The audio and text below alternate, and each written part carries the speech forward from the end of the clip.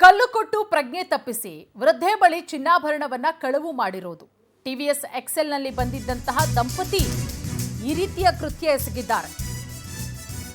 ನೋಡಿ ಹೆಂಗೆಲ್ಲ ಕಳ್ತನ ಮಾಡ್ತಾರೆ ಅಂತ ಹೇಳಿ ಕಲ್ಲು ಕೊಟ್ಬಿಟ್ಟು ಪ್ರಜ್ಞೆ ತಪ್ಪಿಸಿದ್ರಂತೆ.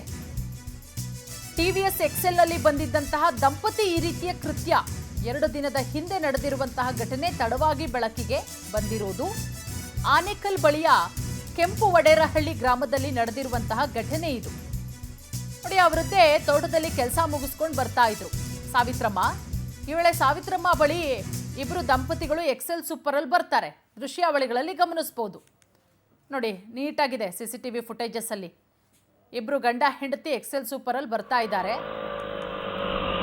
ಸಾವಿತ್ರಮ್ಮ ಬಳಿ ಅಡ್ರೆಸ್ ಕೇಳಿ ಕಲ್ಲು ಕೊಟ್ಟು ಸಾವಿತ್ರಮ್ಮ ಪ್ರಜ್ಞೆ ತಪ್ಪಿದ್ದೋಗ್ತಾರಂತೆ. ಸಾವಿತ್ರಮ್ಮ ಬಳಿ ಇದ್ದಂತಹ ಚಿನ್ನಾಭರಣವನ್ನ ಕದ್ದು ಎಸ್ಕೇಪ್ ಆಗಿದ್ದಾರೆ.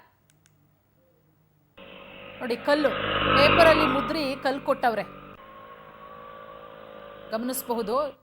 ಅದೇನು ಕೊಟ್ರು, ಅದೇನಕ್ಕೆ ಇಸ್ಕೊಂಡ್ರು ಆ ವೃದ್ಧೆನೇ ಹೇಳಬೇಕು.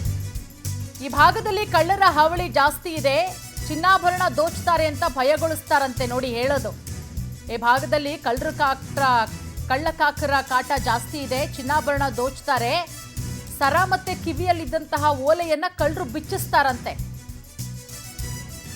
ಬೆಚ್ಚಿಸ್ಬಿಟ್ಟು ನೋಡಿ, ಈ ಪೊಟ್ಟಣದಲ್ಲಿದೆ ಸರ, ನೀನು ಓಲೆ ಅಂತ ಹೇಳ್ಬಿಟ್ಟು ಕಲ್ಲು ಕೊಟ್ಟೋಗಿರೋದು.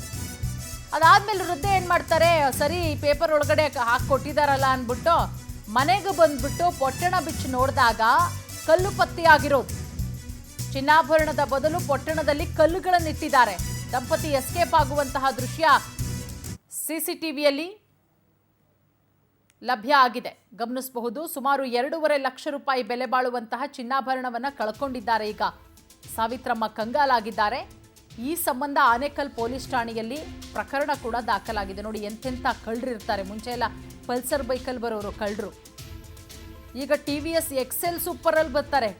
ಅದು ಗಂಡ ಹೆಂಡತಿ. ಎಷ್ಟು ಮಟ್ಟಿಗೆ ಪ್ಲಾನ್ ಮಾಡಿಕೊಂಡು ಕಳ್ಳತನ ಮಾಡ್ತಾರೆ. ಜನ ಬಹಳ ಹುಷಾರಾಗಿರಬೇಕು. ಯಾರನ್ನ ನಂಬೋದು, ಯಾರನ್ನ ಬಿಡೋದು ಅಂತಲೂ ಕೂಡ ಗೊತ್ತಾಗಲ್ಲ. ಗಂಡ ಹೆಂಡತಿ ಏನೋ ಒಳ್ಳೇದು ಹೇಳ್ತಾ ಇದ್ದಾರೆ, ನಮ್ಮ ಅಕ್ಕಪಕ್ಕ ಊರವರೇನೋ, ಅವರೂರಲ್ಲೂ ಕಳ್ಳತನ ಆಗಿತ್ತೇನೋ ಅಂತ ಹೇಳಿ ಪಾಪ ಅಜ್ಜಿ ನಂಬಿ ಬಿಚ್ಚು ಕೊಟ್ಟರೆ ಕಲ್ಲು ಕೊಟ್ಟು ಹೋಗಿದ್ದಾರೆ ಅಂದರೆ ಇನ್ನು ಯಾವ ರೀತಿ ಪ್ಲಾನ್ ಮಾಡಿರಬೇಡ ಈ ಐನಾತಿ ದಂಪತಿಗಳು.